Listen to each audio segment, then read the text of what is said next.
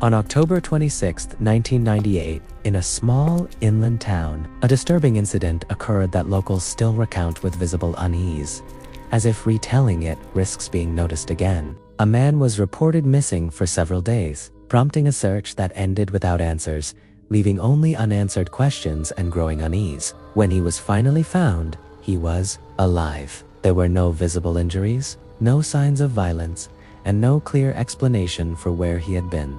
What unsettled everyone was that his eyesight was completely gone, though his eyes showed no damage that doctors could identify. He spoke little about what happened. What he did say never stayed consistent, except for one detail he repeated every time. He claimed his survival was owed to an old notebook once kept by his father, containing a warning he followed without fully understanding. No one could verify the notebook, the warning, or whether it ever existed, and the man refused to describe what he had seen. Over time, the incident stopped being discussed as a case and began appearing in whispers alongside an older story about a being never seen whole. In these stories, the being is consistently called. No other name appears across regions, even when details differ. PARTHEL is described directly, not symbolically. People say it appears as isolated body parts, clearly human, never distorted, and never attached to a body. Common descriptions include a single open eye, a hand resting without an arm, bare feet standing still, or long hair hanging where no head exists. According to tradition, PARTHEL appears this way because it is incomplete. It is said to lack a finished form and can only exist in fragments. Its purpose is not described as violence. People say PARTHEL appears to mark absence, not to create it directly. In simple terms, PARTHEL is believed to be a leftover presence-some thing that forms when a human life ends without closure or witnesses. What it represents differs slightly by culture, but most agree it reflects unfinished lives, unnoticed deaths, or missing recognition. People fear PARTHEL not because it attacks, but because seeing it is believed to predict what will soon be missing. Inland traditions say PARTHEL appears inside homes or familiar places, linked to quiet deaths that went unnoticed. Coastal traditions place it near paths home and shorelines, shaped by parts the sea failed to erase. Mountain stories describe it in narrow passes or trails where travelers feel observed and counted, not chased. Despite these differences, all versions agree on one thing. PARTHEL never appears whole, and once a part is seen, it is never seen again.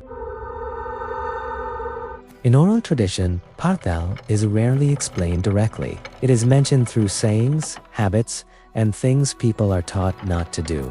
Over time, these habits stopped being linked to a single story and became part of daily life, followed even by those who no longer remember why. Inland communities speak of PARTHEL in connection with homes. There, people avoid finishing sentences about the dead and leave certain rooms unused. They believe naming what was lost gives it weight, making it harder for the absence to fade. Coastal traditions focus less on silence and more on timing. People avoid returning home at certain hours, especially when fog is thick. Mirrors are covered, not every night, but only after someone fails to return, until the household feels balanced again. In mountain regions, avoidance is physical rather than verbal. People change routes yearly, even if the old paths remain safe. Travelers are warned not to count steps, not to measure distance aloud, and not to mark trails too precisely. Across all regions, the fear is the same. People believe noticing too much is what draws PARTHEL closer,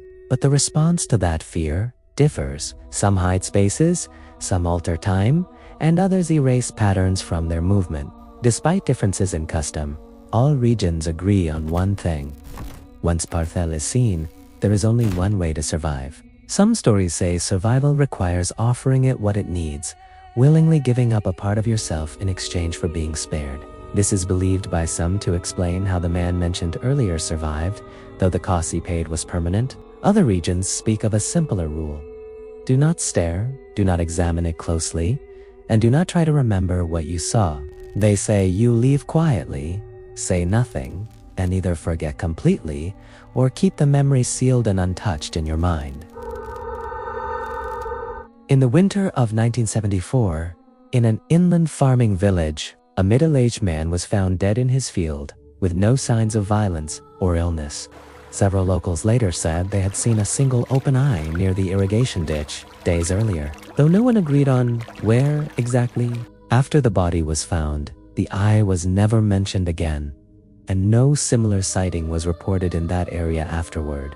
In 1986, near a coastal road, a woman was found dead in shallow water. Although witnesses insisted she had stayed away from the sea that night, days before her death, people disagreed on seeing long hair caught either on a roadside marker or closer to the shoreline. In a mountain region, in 1992, a hiker was found dead on a familiar trail, with no signs of falling, whether exposure or animals. Some searchers recalled a report of a hand resting on a nearby rock earlier that week, while others denied hearing it at all. Not every case ended in death. In 2003, a man returned after disappearing alive but unable to recognize familiar faces. He could describe places and voices clearly, but said all faces appeared empty and interchangeable. Because these cases involve different losses and rare survivors, people repeat them cautiously without claiming they prove a single cause.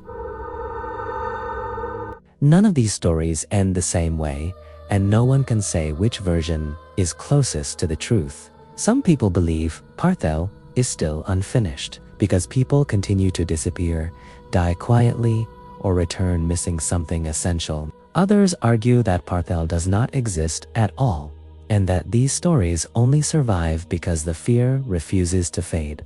But even those people admit one thing: no one wants to be the person who sees the final part. Because if PARTHEL ever becomes whole, there may be no one left who remembers what it was. If you have heard similar warnings or stories that end with someone missing something instead of dying, they may belong here. You can share them if you choose. Listening is sometimes safer than pretending these stories were never told. If you want to continue listening to stories like this, you can subscribe. Some things are safer when they are remembered together.